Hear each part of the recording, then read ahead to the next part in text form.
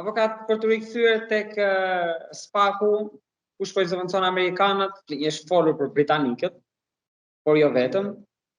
Gjithashtu edhe atë që ndodhi në gjykatën kushtetuese që duket se kur është e kaluar, çudia më e madhe edhe këtu 3 ditë zjati dhe njëra ngjarje zuri tjetrën. E kupton diçka që do ta lidh përsëri me rastin që folëm edhe duhet ta lidhim se është shumë serioze. Pra, në njëra anë të përgjohen antar të gjykatës kushtetuese që janë në konflikt në kuptimin ligjor me SPAK-un, se po gjykonin një rast të një personi që është panderur nga SPAK-u dhe ata ishin të përgjuar. Nga ana tjetër ke Benet Becin me Arben Krajën që takohen me njëri tjetrin dhe nuk janë të përgjuar deri në këto kushte që flasin. Unë po të them që ka përgjigje ambientale për të gjithë, po bëjmë sikur nuk e themi, ta mbajmë si sekret. Antarët e gjykatës kushtetuese.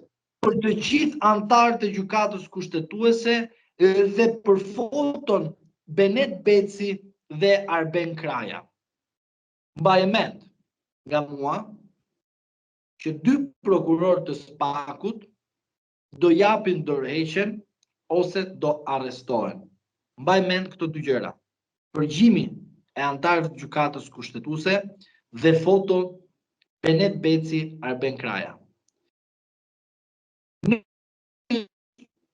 Nuk do të jetë një rekomandim apo një asistencë e ndërkombëtarëve, por do të jetë një luftë e brendshme brenda SPAK-ut për mbizotrimin ose më mirë për qëshmëria për drejtuesin e ri të SPAK-ut që duhet të fillojë procedura në shtator me mbarimin në dhjetor.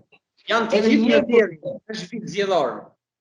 Është vit zgjedhor, është vit I cili do të bëjë rrëmujat më të mëdha të paimagjinueshme. Edhe PKR-ja në Moskavë është në zgjedhje. Edhe ky organizëm brenda SPAK-ut është në zgjedhje, normalisht që do të kemi jo vetëm arrestime për të justifikuar shifra që themi, por do të ketë patjetër goditje. Pse?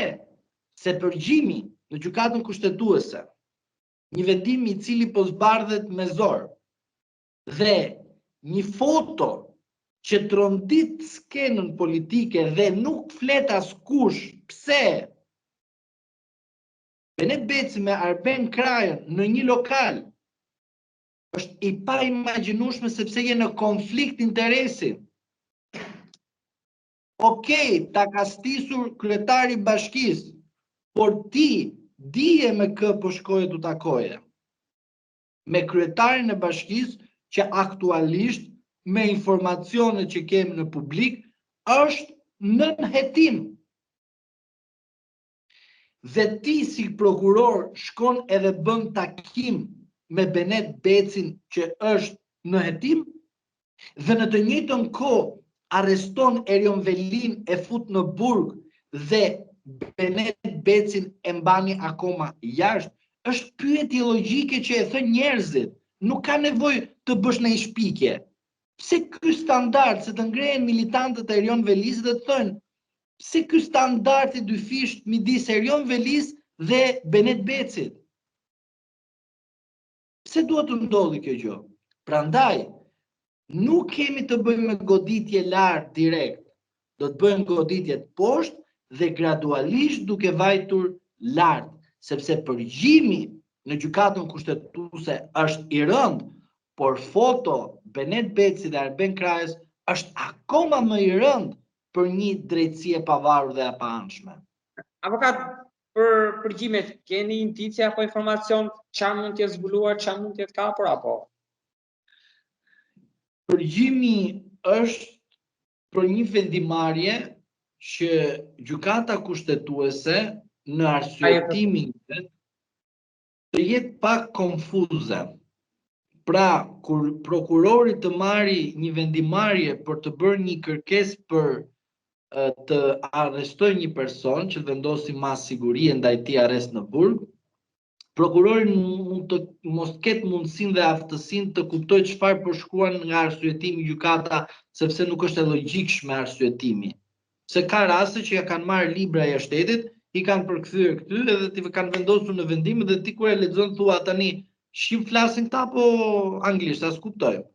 Ka ndodhur këto raste, jemi realist.